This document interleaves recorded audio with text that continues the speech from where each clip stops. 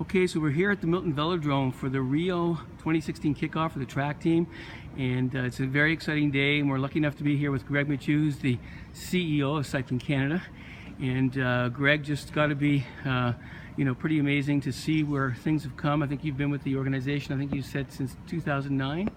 And so just seeing the recent medals, have the juniors, and the mountain bike world's medal from Emily Batty, it's just got to put a big smile on your face and see the fruits of the labor that's been going in behind the scenes, which many people don't see. Yeah, it's been a pretty good ride over the last 7-8 years.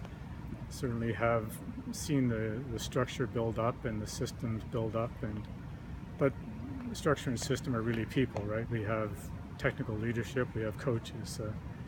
When I came to Cycling Canada in 2009, we had one full-time coach, and now we have 11. So how do you improve with your athletic talent? Well, you give them the type of coaching that they deserve to have, because at the world level, nobody wins medals accidentally. It takes a lot of training, a lot of practice, and a lot of focus, and that's what we have. And obviously this facility that we're in right now is one of the biggest focal points we've been able to get over the last couple of years with the Pan Am legacy. So yeah, it's been a good period of time, seeing the improvements, seeing the system and the structure get built, and now we believe that we're at a point where, assuming we can bring the right talent into the sport, that we're going to be able to sustain the kind of results that we're starting to get and improve on them. Yeah, that's what you were saying before about the fact that you've now got a system in place that can actually bring in the athletes and then take them through a system that gets them to the international level. I mean, watching what happened with the juniors at the Worlds recently and seeing some of the medals that were a little bit unexpected at the track Worlds, it's a legacy to that whole concept that there is an infrastructure and there is a good team behind the athletes. I didn't remember how many there were, how many coaches, but I know you've made a lot of changes over the years, and it's a true testimony to see those medals and of course to see other elements. I know that Pan Am was a big test for the team, so to speak. Yeah, the Pan Am Games themselves were a great opportunity for us to showcase the athletic talent that we had across each of those sports, and also with the Para-Pan Am Games. But the great win for us actually was the infrastructure. The BMX track in Etobicoke, obviously this velodrome, Hardwood Hills improvements. So we ended up as a sport ending up with probably the best facilities of any of the Pan Am Games group.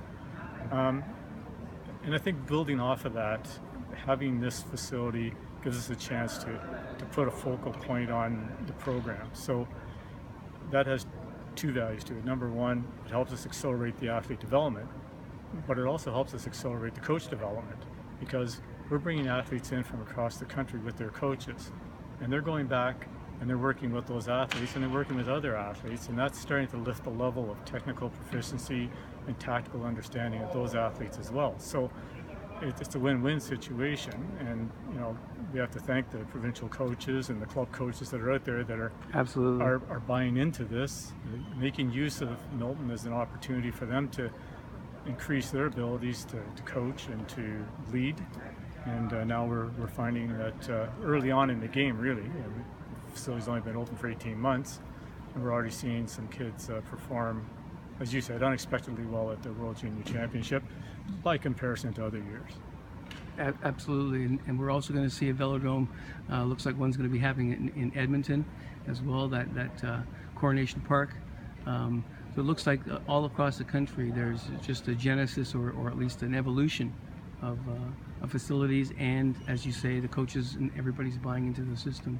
When you look back, Greg, at your time at Cycling Canada and the vision that you may have had at that time, did it sort of unfold the way you hoped, or I'm sure it's not an easy question to answer to see how things have happened, but obviously you've had a lot of success. Some of the things have happened the way that you would have thought they would, but other things have been a little more difficult.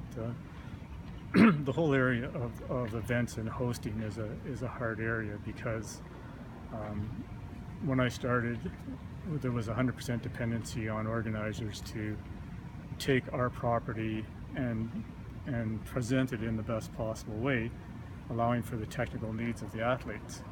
And over time, we've had to develop our event organization capacity, not to take over from organizers, but to assist them to actually Sure. have a transfer of knowledge and actually have on-site ability to make sure that the events are being presented at the highest technical level and the highest promotional level as well. So we're not all the way there yet. That's probably an endless ceiling that you'll never get all the way to. But we're increasing our ability in that area. So that one area is a hard one. But we do have some great event organizers out there, and the provinces are working hard with them, sanctioning events and building on them.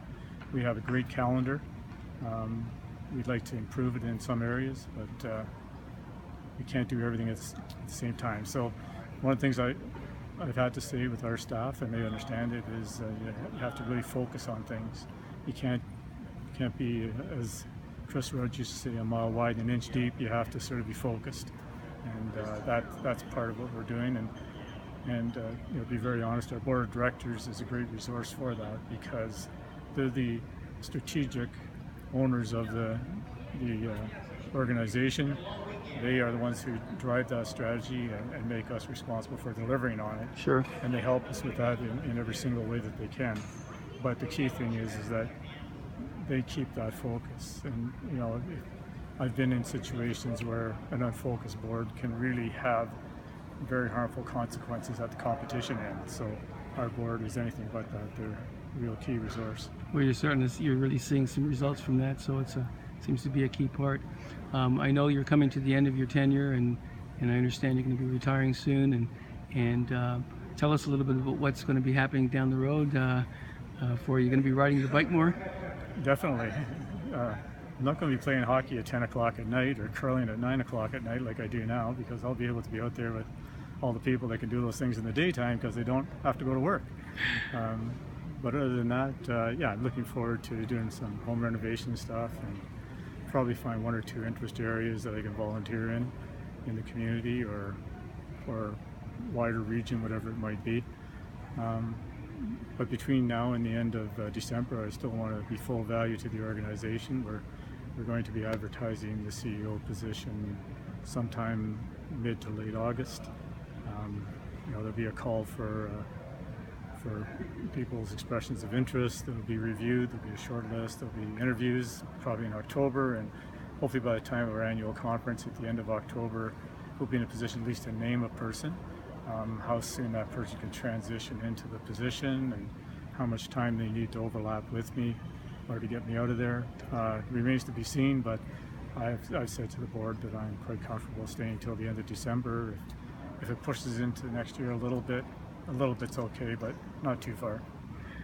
There you go. Yeah. Well, Greg, congratulations on all you've accomplished with you and your team over the years. It's fabulous to see. This facility is one piece of the puzzle, and the coaches, as you mentioned, and we're seeing the results. So everybody it looks like is believing. I remember when Hugo Barrett had his accident, and the team made a fun video, which was a lot of fun, but it was "Don't Stop Believing" was the message, and it seems that the infrastructure is helping the athletes to not only get better on the track or on the road or on the mountain bike, but also believe they can do it. And congratulations in that regard. Well, thanks very much. I certainly think the next 4 years are going to be fantastic, and I hope it starts with a big bounce coming out of Rio. Remains to be seen, but we have a good feeling. All the best there, Greg, and thanks for spending time with us. You're welcome, Benjamin. Thank you.